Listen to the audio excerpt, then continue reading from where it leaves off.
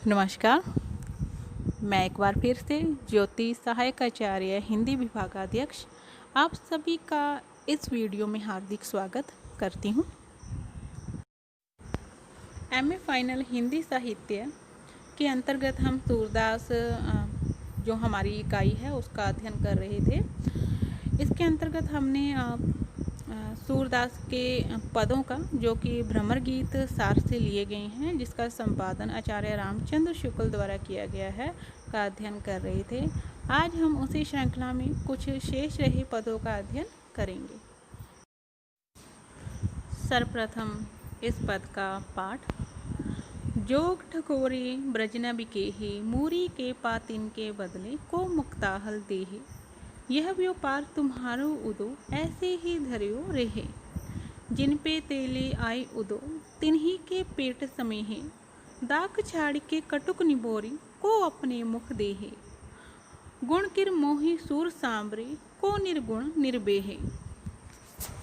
इस पद में गोपियाँ श्री कृष्ण के प्रति अपनी अनन्य प्रेम निष्ठा व्यक्त करती हैं, तो वहीं दूसरी ओर उद्धव पर व्यंग्य करती हैं और व्यंग्य करते हुए उनके निर्गुण निराकार ईश्वर और योग साधना के संबंध में अपने विचार व्यक्त करती हैं।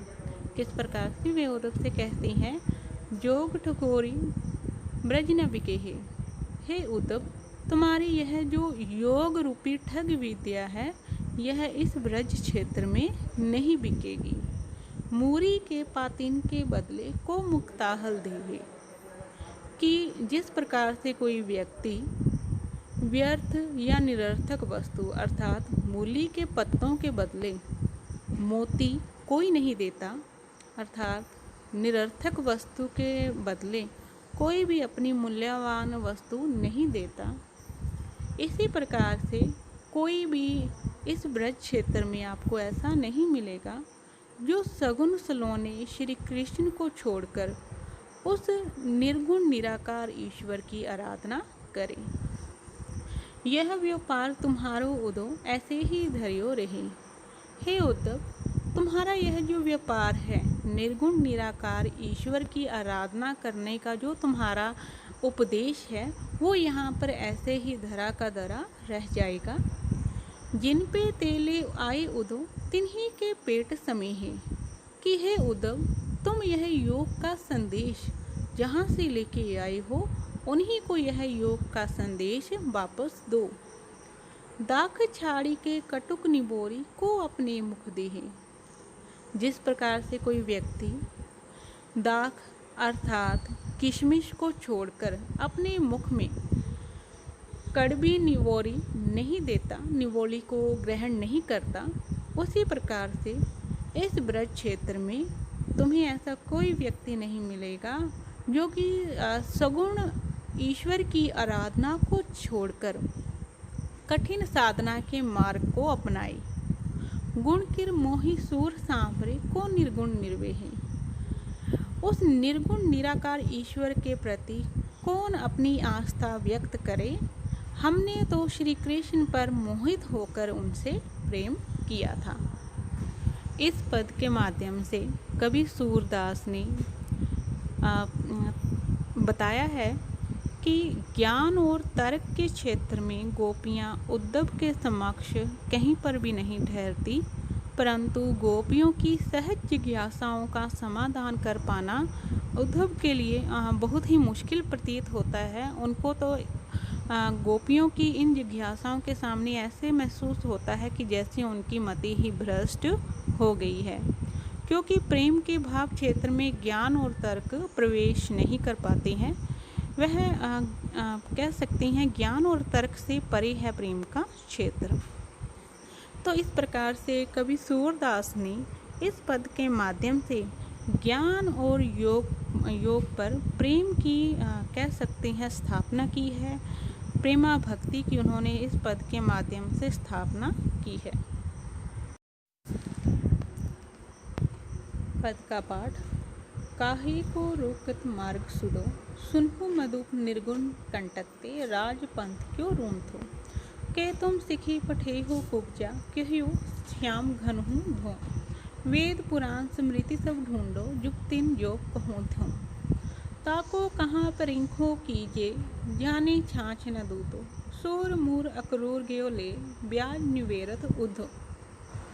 उद्धव के योग संदेश को सुनकर गोपियों को यह आभास होता है कि यह जो योग संदेश है, निर्गुण की आराधना का संदेश है, वह उनके प्रिय श्री कृष्ण ने नहीं भेजा, बल्कि उनकी जो दासी है कुब्जा नाम की, उसने यह संदेश भेजा है।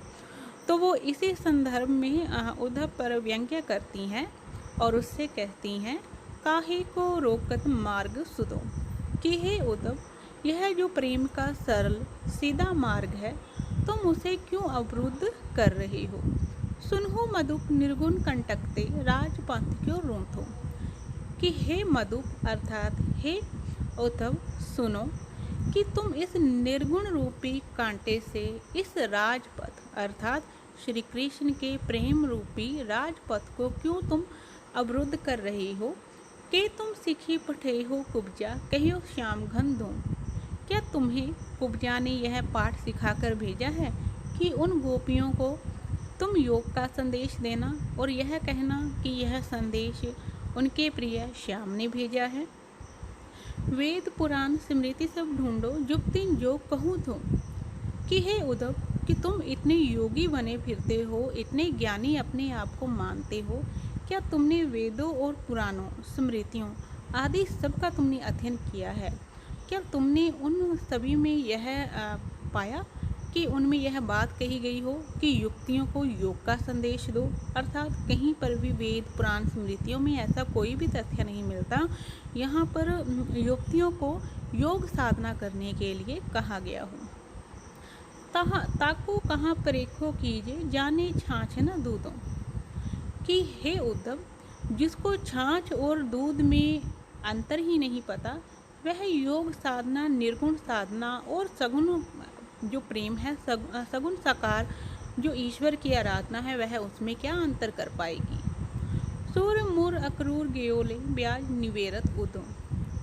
सूरदास कहते हैं कि गोपियाँ अत्यंत व्यथित होकर उद्धव से कहती हैं, विरह में वे व्यथित होकर कहती हैं उद्धव से कि हे उद्धव, पहले तो अक्रूर जी आए, वे तो मूल अर्थात उनके प्रिय श्री कृष्ण को ले गए। अब लगता है कि कोई ब्याज हम पर निकाला होगा, तो इसीलिए उस ब्याज को लेने के लिए अब हे उद्धव, तुम्हें यहाँ पर योग साधना का उपदेश देने के लिए हमारे पास भेज दिया। इस प्रकार से इस पद के माध्यम से सूरदास ने गोपियों के विरह व्यथा का बड़ा मार्मिक वर्णन किया है। इसके साथ में ही गोपियों की श्री कृष्ण के प्रति जो आस्था और विश्वास है, उसका भी चित्रण उन्होंने इस पद के माध्यम से किया है कि गोपियों को यह पूर्ण विश्वास है कि इस प्रकार का संदेश उनके प्रिय श्री कृष्ण उनके लिए भेज ही नहीं सकते हैं। और इसकी भाषा वही साहित्यिक ब्रज भाषा है, बड़ी ही प्रवाहपूर्ण माधुर्यपूर्ण शैली है। बड़े सहज सरल शब्दों में गोपियों की विरह व्यथा का वर्णन सूरदास द्वारा किया गया है। उदो मन ना बे 10-20, एक हुतो सो गयो श्याम संग को आराधे ईश। इंद्री शिथिल बही केशव बिन, जो देही बिन शेष। आस लागी रहित तन श्वासा, जे भी कोटि परेश। तुम तो सखा श्याम सुंदर के सकल जोग के ईश। सूर हमारे नंद नंदन बिन, और नहीं जगदीश। इस पद के माध्यम से महाकवि सूरदास ने गोपियों की विरह व्यथा का बड़ा मार्मिक वर्णन किया है। गोपियाँ श्री कृष्ण के विश्वास पात्र मित्र उद्धव के समक्ष अपनी पीड़ा, अपनी विरह व्यथा की अभिव्यक्ति करती हैं, क्योंकि उन्हें विश्वास है कि उनकी इस व्यथा को उद्धव ने अपनी आंखों से देखा है, वे उसको समझेंगे और श्री कृष्ण को उनकी इस विरह दशा से अवश्य ही सूचित करेंगे। इसी क्रम में गोपियाँ उद्धव से कहती हैं, उदो मन ना बे 10-20, कि हे उद्धव, कि हमारे 10-20 तो मन नहीं है। एक हो तो सो गयो श्याम संग को आराधे ईश, कि हमारा एक मन था और वह श्री कृष्ण के साथ ही चला गया है। अब उस निर्गुण निराकार तुम्हारा जो ईश्वर है, उसकी आराधना हम कैसे करें। इंद्रिय शिथिल बई केशव बिन जो देही बिन शेष। कि श्री कृष्ण के विरह में हमारी सारी शरीर की इंद्रियां हैं वह शिथिल हो गई हैं और यह शरीर बिना शीश का अर्थात बिना सिर का हो गया है। आश लागी रहतन श्वासा जीभी कोटि बरिश। कि श्री कृष्ण से पुनः मिलन होगा, इसी आस से इस तन में इस शरीर में श्वास चलती रहती है और यह जो श्वास है करोड़ों वर्षों तक इसी प्रकार से श्री कृष्ण से मिलन की आशा में यूं ही चलती रहेगी। तुम तो सखा श्याम सुंदर के सकल योग के ईश। आगे गोपियाँ इसी क्रम में कहती हैं कि हे उद्धव, कि तुम तो हमारे प्रिय श्री कृष्ण के मित्र हो और योग साधना के ईश हो, तुमसे तो कुछ भी अछूता नहीं है, तुम तो सब कुछ जानते हो। सूर हमारे नंद नंदन बिन और नहीं जगदीश। हे उद्धव, तुम भी यह जान लो कि इस संसार में हमारे सिर्फ एकमात्र प्रिय या आश्रयदाता सिर्फ और सिर्फ नंद नंदन नंद बाबा के पुत्र श्री कृष्ण हैं। उनके अलावा इस संसार में और कोई भी हमारा नहीं है। इस प्रकार से गोपियों की इस विरह व्यथा को देखकर उद्धव भी बड़े हतप्रभ हैं।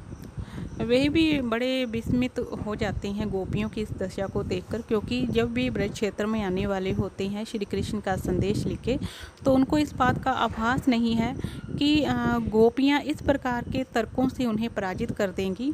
और गोपियों के श्री कृष्ण के प्रति इस प्रेम को देखकर जो उद्धव हैं वे भी प्रेमा विभोर हो जाते हैं। वे भी प्रेम के रंग में रंग कर वापस मथुरा श्री कृष्ण के पास पहुंचते हैं और गोपियों की जो विरह दशा है उसकी अभिव्यक्ति श्री कृष्ण के समक्ष करते हैं।